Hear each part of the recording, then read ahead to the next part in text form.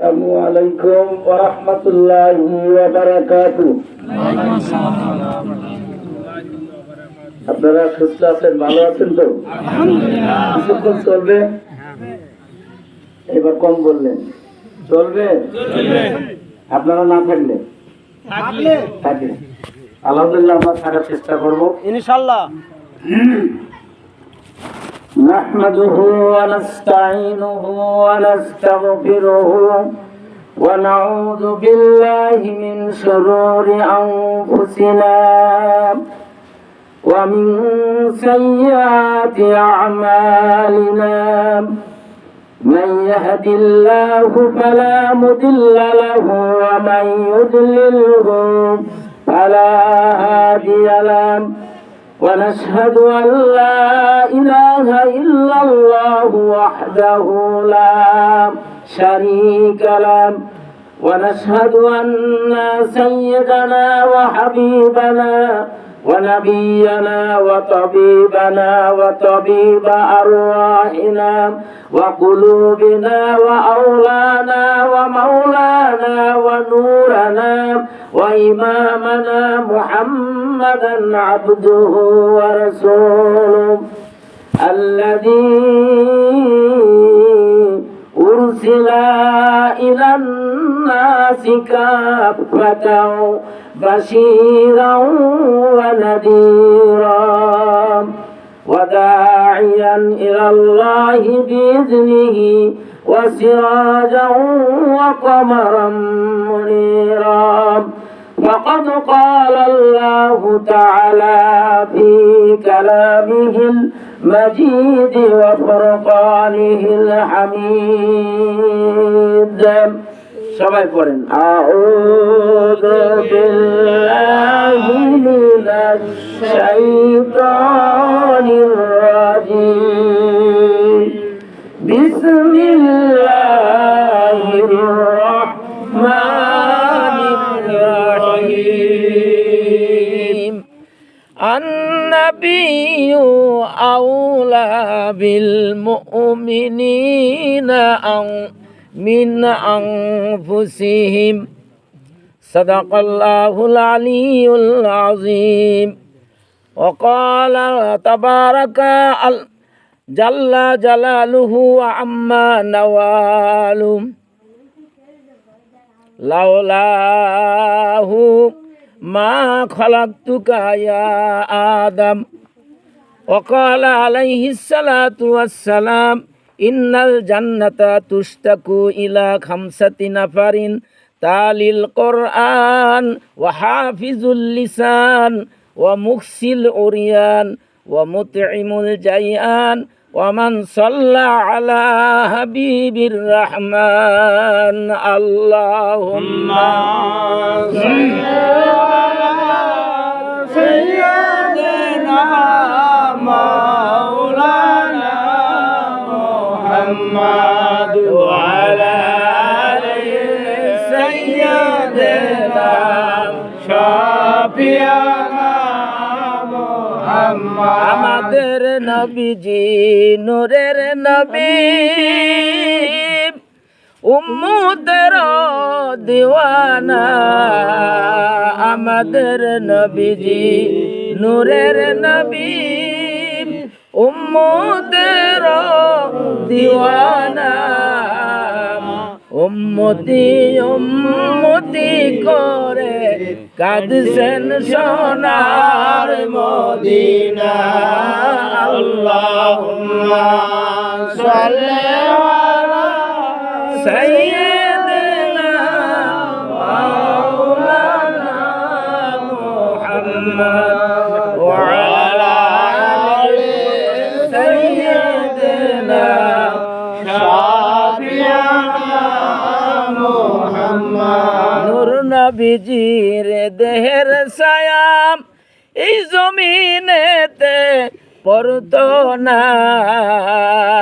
নূর নবীজির দেহের ছায়া জমিনেতে পড়তো না. কত জীব জানোয়ার সালাম করতো সাপ বিচ্ছুতেও কাটতো না। আল্লাহুম্মা সাল্লি আলা সাইয়্যিদিনা মাওলানা মুহাম্মদ ওয়া আলা আলি সাইয়্যিদিনা শাফিয়ানা মুহাম্মদ সাল্লাল্লাহু আলাইহি মুহাম্মদ সাল্লাল্লাহু আলাইহি ওয়াসাল্লাম ইয়া নবী সালাম আলাইকা ইয়া রাসূল সালাম আলাইকা ইয়া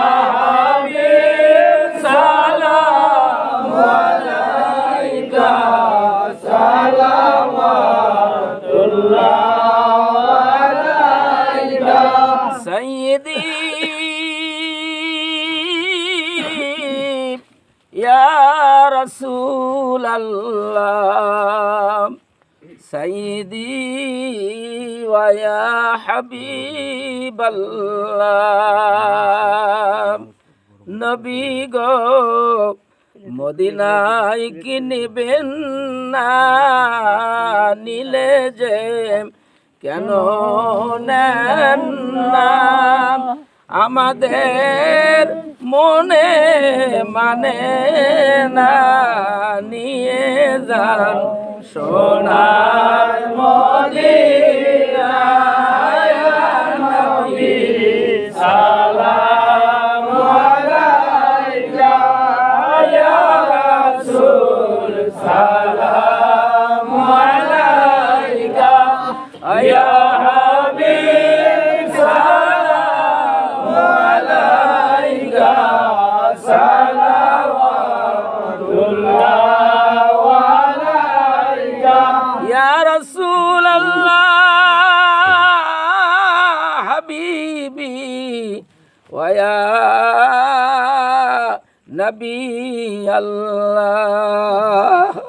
দিদার কি দিবেন না, দিলে যে কেন দেন না? এ আশেকদের দেরি সহে না, দিদার দেন স্বপ্নে আসিয়া ইয়া নবী সালাম আলাইকা ইয়া রাসূল সালাম আলাইকা ইয়া হাবিব সালাম আলাইকা সালাওয়াতুল্লাহ আলাইকা ইয়া রাসূলুল্লাহ।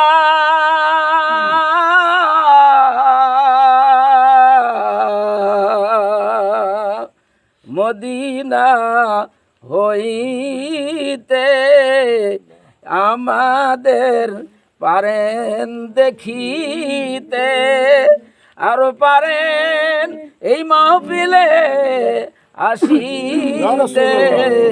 দেখা দেন এই মাহফিলে আসিয়ে ইয়া নবী সালাম আলাইকা ইয়া রাসূল সালাম আলাইকা ইয়া হাবিব সালাম আলাইকা সালাওয়াতুল্লাহ আলাইকা।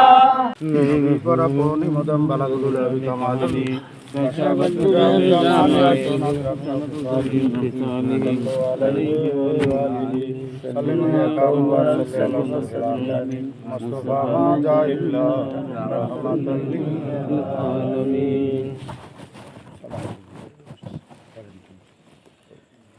আজকে আমরা অত্যন্ত আনন্দিত এবং পুলকিত যে সবচাইতে কুল কায়নাতের তামাম মাখলুক এবং মাকানের সৃষ্টির মধ্যে সর্বসেরা সর্বসম্মানিত সৃষ্টি মহানবী মুহাম্মদুর রাসূলুল্লাহ সাল্লাল্লাহু আলাইহি সাল্লামের শুভাগমনের এই মাস এবং এই রাত, এটা পেয়ে আমরা সবচাইতে যারা এলমে তাসাউফ তরিকত ও মারেফতের যারা পন্থী পথে বিশ্বাসী, তারা আমরা আনন্দিত কিনা বলেন?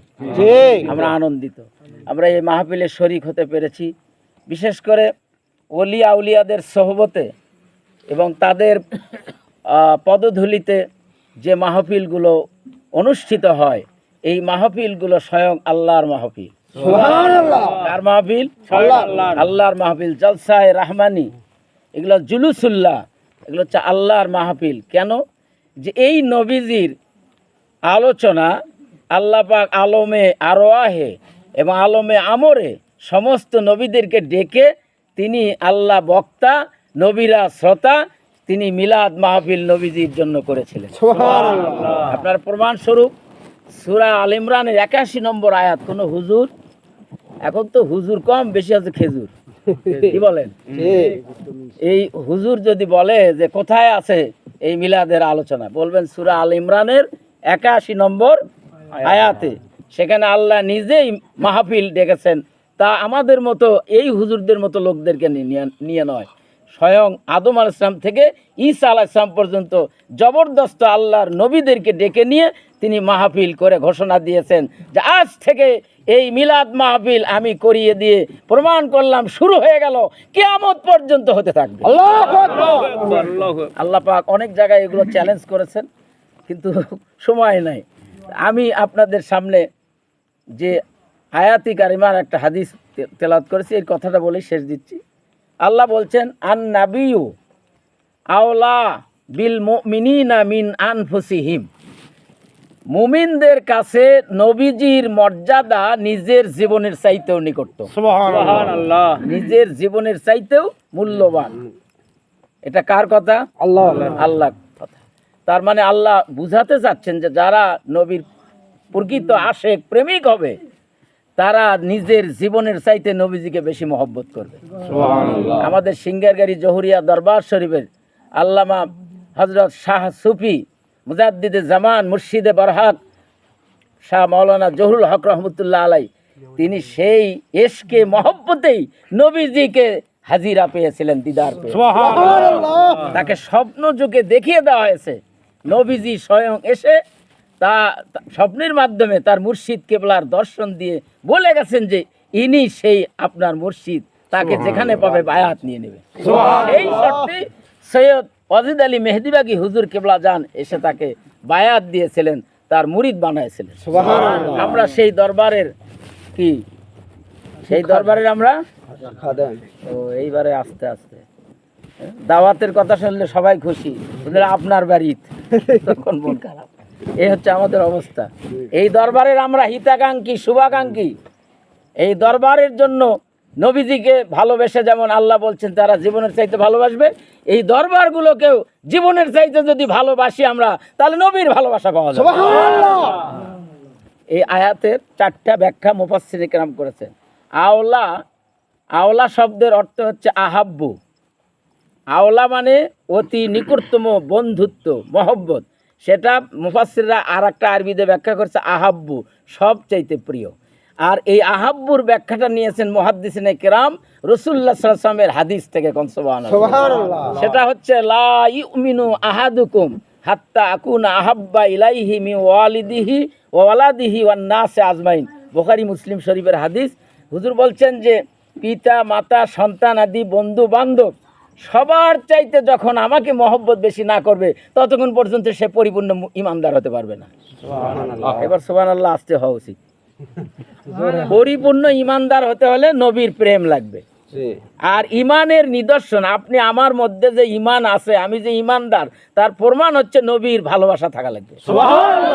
আমলে, কথায়, বার্তায়, উঠায় বসায়, চলায় ফেরায়, বুঝছেন, কাজ কর্মে যখনই দেখা যাবে যে আপনার মধ্যে নবীর প্রেম মহব্বত ভালো বেশি আছে, তখন বোঝা যাবে আপনি পরিপূর্ণ ইমানদার। একটু কমতি থাকলে তাহলে বোঝা গেল ইমানে আপনি কি দুর্বল। তাহলে এটা হচ্ছে আহাব্বু। 2 নম্বর ব্যাখ্যা হচ্ছে আকরাবু। আকরাবু মানে হচ্ছে অতি নিকট, যেমন আল্লাহ বলছে নাহানু আকরাবু ইলাইহি মিন হাবলিল ওয়ারিদ। বান্দা যদি আমার হয়ে যায়, আমি ওই বান্দার ঘাড়ের শাহরগের চাইতেও নিকটবর্তী হয়ে যায়। আল্লাহ এত নিকটবর্তী। তাহলে আকরাবু, নবীজিকে যদি আমরা নিকটতম আত্মীয়র চাইতে, বন্ধুর চাইতে, নিজের প্রাণের জানের সন্তান কলিজার টুকরার চাইতে যদি বেশি মহব্বত করি, তাহলে আল্লাহ পাক আমাদের হয়ে যাবেন। আল্লাহ পাক আমাদের মহব্বত করবেন, আর মহব্বতের চোটে আমাদের জীবনের তামাম জিন্দিগির গুনাহ খাতা মাফ করে দিয়ে আমাদেরকে বেগুনাহ করে জান্নাতের অধিকারী বানায় দেয়। সুবহানাল্লাহ। 3 নম্বর হচ্ছে আহাক্কু। আহাক্কু মানে হচ্ছে বেশি হকদার। আমার অর্থ সম্পদের, জান মালের, কামাই রোজগারের, চাকরি, ব্যবসা বাণিজ্যের, ক্ষেত খামারের, ফল ফসলের বেশি হকদার কে? আল্লাহ। আল্লাহ। দেখছেন, নবীজি কে বেশি হকদার? নবীজি। এই নবীজির হক আদায় করার জন্য আবু বকর বাড়িতে কিছুই না রেখে সব নবীজির কদম মোবারকে হাজির করে দিয়েছে। সুবহানাল্লাহ। সমস্ত মহব্বত, ভালোবাসা হযরত আবু বকর, হযরত ওমর। কিভাবে? একদিন হুজুর বললেন, তোমরা আমাকে কেমন ভালোবাসো? হযরত আবু বকর বললেন, ইয়া রাসূলুল্লাহ, এক্ষুনি যদি এই চাকুটা হাতে নিয়ে আপনার সামনে ভালোবাসার প্রমাণ করতে বলেন, তাহলে এই চাকু বুকের ভিতরে, কলিজার ভিতরে ঢুকে দিয়ে আপনার আদেশ পালন করব। হযরত আবু বকর ওমর এতটাই বললেন, এইভাবে ভালোবাসার হক আদায় করলেন। এখন নবীজি আছে আমাদের মাঝে, আছে যে নবীজিকে দাওয়াত দিয়ে খাওয়াবেন, নবীজিকে আপনি হাদিয়া দেবেন, মুসাফা করবেন। হুজুর ওয়াজ করলো যে মান সাফাহা আলিমান ফাকান্নামা সাফাহানি, একজন আলেমের সাথে মুসাফা করলে আমার সাথে মুসাফার সওয়াব পাওয়া যাবে। তাহলে নবীজি পাওয়া যাবে? নাই, নবীজি আমাদের মাঝে নাই, কিন্তু আমাদের কলবের ভিতরে, আমার রুহের ভিতরে, আমার মনের ভিতরে নবীজি সব সময় আছে। সুবহানাল্লাহ। এটা কেমনে অর্জন হয়? যদি আপনি আপনার মুর্শিদ কিবলাকে এই ধারণায়, এই চেতনায় ব্যবহার করেন, আপনি মান্য করেন, মহব্বত করেন, তাহলে নবীজির ওই চেতনাটা এসে যাবে। সুবহানাল্লাহ। সেটা সিঙ্গারগাড়ি জহুরিয়া দরবার শরীফের গদ্দিনসিন সাহেবজাদা কিবলা যান, তার যদি আপনি মহব্বতে, খেদমতে, হাদিয়াতে, দাওয়াতে, আপনার সংসারে, আপনার ব্যবসার আয় থেকে, আপনার ফসল থেকে, আপনার গাছগাছালির ফলমূল থেকে যদি তাকে একটা হক দিয়া আদায় করেন, খাওয়াইয়া, তাকে হাদিয়া দিয়া, তাহলে নবীজিকে খাওয়ানোর হক আদায় হয়ে যায়। সুবহানাল্লাহ। যেমন আল্লাহ তাআলা বলবেন কিয়ামতের দিন, বান্দা আমি ক্ষুধার্ত ছিলাম, আমারে খাবার দাও নাই, আমি অসুস্থ ছিলাম, চিকিৎসা করো নাই, আমি কষ্ট পেয়েছিলাম, আমার দেখভাল করো নাই, তখন বান্দা বলবে, আল্লাহ তোমার সাথে তো দেখা নাই, কেমনে খাওয়াবো, কেমনে সেবা করব? আল্লাহ বলবেন, তোমার যারা প্রিয়জন ছিল, তোমার বাড়ির প্রতিবেশী, এতিম অসহায় মানুষ ছিল, মহব্বতের লোক ছিল, তাদের খেদমত করলে, তাদের সেবা শুশ্রূষা করলে আমার করা হয়ে যেত। সুবহানাল্লাহ। এই জন্য আহাক্কু, আপনি মুর্শিদ কিবলার তার খেদমত করে, তাকে ভালোবেসে, দাওয়াত দিয়ে, খাওয়ায়ে, ফলমূল দিয়ে, সার্বিকভাবে তার পাশে দাঁড়িয়ে এই দরবারের সাথে যদি থাকেন, তাহলে নবীজির দরবারের হক আদায় হয়ে যাবে। সুবহানাল্লাহ। যেমন হযরতে সাদ ইসলাম কবুল করার কারণে মা তার প্রতি অসন্তুষ্ট হয়ে গেল। মা বলল, সাদ রে, মুহাম্মদ সাল্লাল্লাহু আলাইহি ওয়াসাল্লামকে যদি ছেড়ে না দাও, কলেমা যদি না ভুলে যাও, তাহলে আমি না খেয়ে খেয়ে জীবন ছেড়ে দেব, আমি কোনোদিন আর কিছু খাবো না, তুমি যদি ফিরে না আসো। সাথে সাথে মায়ের মহব্বতের চাইতে নবীজির মহব্বতকে বেশি গুরুত্ব দিয়ে বললেন, মাজি, আম্মাজান, আপনি শুধু আমার একজন মা কেন, এভাবে শত শত হাজার হাজার মা যদি আমার অনশন করে না খেয়ে মরে যায়, তবু আমি নবীজির দরবার ছাড়বো না, নবীজির কদম মোবারক ছাড়বো না। এমনি ভাবে হযরতে আবু হুরায়রা নবীজির হাতে হাত রেখে কলেমা পড়লেন, মুসলমান হয়ে গেলেন। হয়ে যাওয়ার পরে নবীজির দরবারে মহব্বতে থাকতে থাকতে গভীর রাত্রে বাড়ি ফেরার পরে ডাক দেয় মাকে। মা দরজা খুলে দেয় না, রাগ করে, এত রাত কোথায় ছিলি?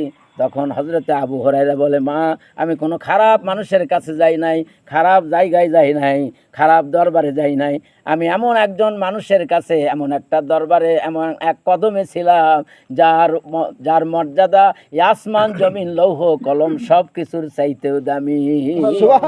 আমি মুহাম্মদ সাল্লাল্লাহু আলাইহি ওয়াসাল্লামের কাছে গেছিলাম। তখন মা বলল যে মুহাম্মদ সাল্লাল্লাহু আলাইহি ওয়াসাল্লামকে তো আমি ভালোই বাসি না, সহ্যই করে না। মা তাকে মারপিট করলো, মারপিট করার পরে আবার পরের দিন চলে গেল, তখন আবার ওইভাবে আসলো, এসে ডাক দিল। মা রাগান্বিত হয়ে বলল যে আগামীকাল যদি যাস তাহলে সয় সম্পত্তি সব কিছু থেকে তোকে কি করে দেবো, বঞ্চিত করে দেবো। হজরতে আবু বকর এই কথা শোনার পরে বলল, মা তোমার বাড়ি ঘর ধন সম্পদ সব কিছু আমি ছেড়ে দিতে রাজি আছি, নবীজির কদম মোবারক ছাড়ব না। পরের দিন হযরত আবু হুরায়রা গিয়ে হুজুরকে বললেন, ইয়া রাসূলুল্লাহ, মা আমার প্রতি রাগান্বিত, আপনার কাছে আসি, আমি ইসলাম কবুল করেছি, মা আমারে খাইতে দিতে চায় না, দরজা খুলে দিতে চায় না, রাগান্বিত করে, এমন কি গতকাল বলেছে সয় সম্পদ সব কিছু ঘর বাড়ি থেকে মাহরুম করে দেবে। আমি কি করি হুজুর, আমার মায়ের হেদায়েতের জন্য দোয়া করেন। হুজুর ওইখান থেকে দোয়া করবেন। আর হযরত আবু হুরায়রা প্রমাণ করতে চাইলেন, আমি দৌড়ে বাড়ি যাব, হুজুরের দোয়া আগে কবুল হয় না, আমি আগে দৌড়ে বাড়ি পৌঁছে যেতে পারি।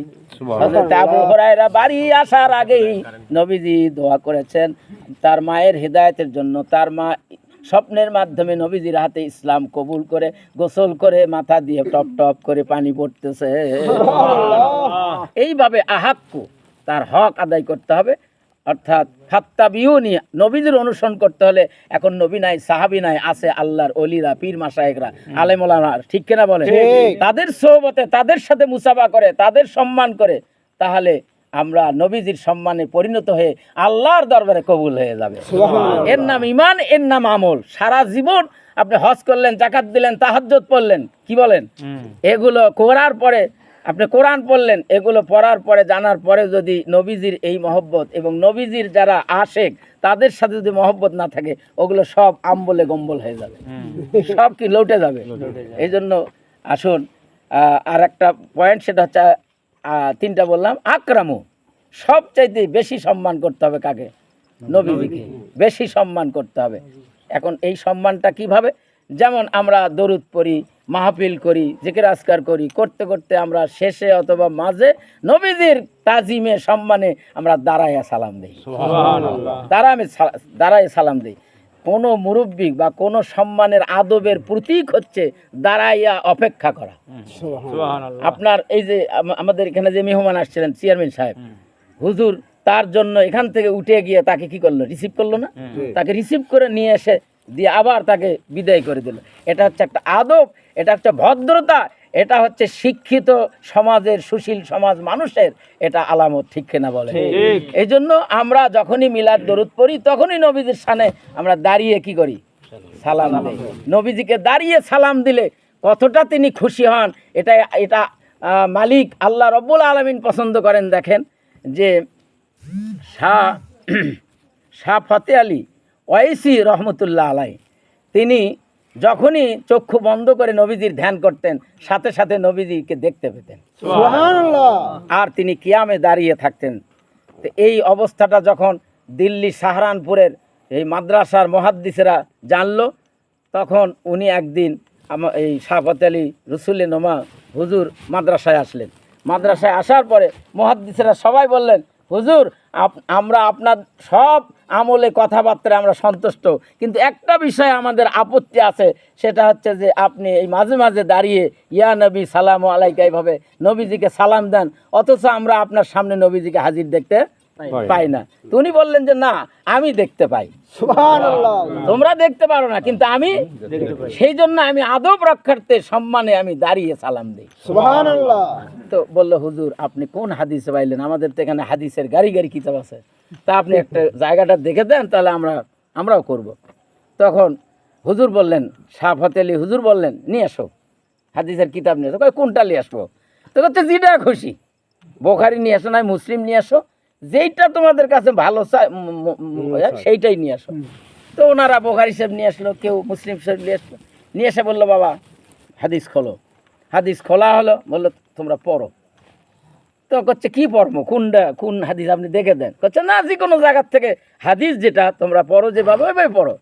তখন মুহাদ্দিসগণ পড়লাম, আন আবি হুরায়রা রাদিয়াল্লাহু তাআলা আনহু, এইভাবে পড়ে কালা কালা রাসূলুল্লাহি বলেন ক্বালা রাসূলুল্লাহি সাল্লাল্লাহু আলাইহি ওয়াসাল্লাম। এই সাল্লাল্লাহু আলাইহি ওয়াসাল্লাম যেই পড়েছে, পড়ার সাথে সাথে সমস্ত মুহাদ্দিসেরাও ওই শাহ ফতে আলী রসুলি রোমা রহমতুল্লাহ আলাইহির সাথে দাঁড়িয়ে গেছে। হুজুর তখন বললেন, বাবা আমি তো দাঁড়াই, আমি দেখতে পাই, আমি দাঁড়াই, তো তোমরা দাঁড়ালে কেন? করছে, হুজুর আজকে আপনার সাথে আমরা এই হাদিসের ইবারত যখনই সাল্লাল্লাহু আলাইহি সাল্লাম পর্যন্ত গেছি, তখন আমরাও সবাই নবীজিকে দেখতে পাই। এই জন্য নবীজি আপনার সামনে আসলে আপনি দাঁড়িয়ে যান, আর আমাদের সামনে আসছেন, তার হাদিস আমরা পড়তেছি, আমরাও কি বেয়াদবি করব? এই জন্য আমরাও দাঁড়িয়ে গেছি। বলে, বাবা ওইভাবে আমিও দাঁড়িয়ে যাই। এটা হচ্ছে সম্মান। তো এই সম্মান বুঝতে হলে, জানতে হলে, এই চারটা হকের ব্যাপারে বুঝতে জানতে হলে আপনার আল্লাহ পাক হাদিসে কুদসিতে বলেছেন, লাউ লাহু মা খালাকতুকা ইয়া আদম, হে আদম যদি আমি মুহাম্মদ সাল্লাল্লাহু আলাইহি ওয়াসাল্লামকে সৃষ্টি না করতাম তাহলে তোমাকে সৃষ্টি করতাম না, তোমাকে সৃষ্টি করতাম না। তাহলে নবীজির সম্মান কত বেশি। যাই হোক, এগুলো আরো অনেক আলোচনা থাকলেও আমরা আজকে করব না, সময় সুযোগ আমরা পাবো, কি বলেন? ইনশাআল্লাহ পাবো। বাচ্চা থাকলে দেখা হবে, কথা হবে। আর সব চাইতে সোনার চাইতে মানার দাম বেশি, কি বলেন? তাই না? ঠিক ইমান আমলের চাইতে ইমানের দাম বেশি, ঠিক ঠিক কিনা বলেন? ঠিক আপনার আমল অনেক, সারা রাত নফল নামাজ পড়েন, কিন্তু আপনার ইমান নাই, তাকওয়া নাই, ইতমিনান নাই, তাহলে সেই হুজুরে কালব নাই, সেই ইবাদত নামাজ তাহাজ্জুদ দিয়ে কোনো ফল আসবে না। আবার যদি 2 রাকাতও পড়তে পারেন, তাহলে সেই 2 রাকাত দিয়েই আল্লাহর সন্তুষ্টি অর্জন করা যাবে। যেমন একজন আল্লাহর ওলি 2 রাকাত নামাজে 18টা সিজদা দিয়েছিল। কয়টা সিজদা? 18টা। তা 2 রাকাত নামাজ পড়তে 18 সিজদা হয়? হ্যাঁ, এই মশলাটা পাবেন আল্লামা বুরহানুদ্দিনের লেখা সিরাতুল হালাবিয়ার ভেতরে। তো 2 রাকাত নামাজ পড়তে 18 সিজদা কেমনে হলো? যে ওই আল্লাহর ওলি সূরা ফাতিহা থেকে শুরু করে সূরা নাস পর্যন্ত 2 রাকাত নামাজে কোরআন খতম করেছিল। সুবহানাল্লাহ। এই জন্য 2 রাকাতের কয় সিজদা? তাও তো মুখস্থ করেননি। 4 সিজদা। 2 রাকাতের 4 সিজদা আর কোরআন তেলাওয়াতের 14 সিজদা। অনেক হুজুরকে ধরবেন, হুজুরের পাঞ্জাবি দেখবেন ভাঁজ হয়ে যাবে, যে 2 রাকাত নামাজ 18 সিজদা, এটা আবার কোন নামাজ? কোন বাহে দেখি কিয়াম টিয়াম ওগুলো পরই থাক, তখন কবিতা না কি আমি মানি, তা ওটা করবার পারছি না, বুঝছেন? 18 সিজদা।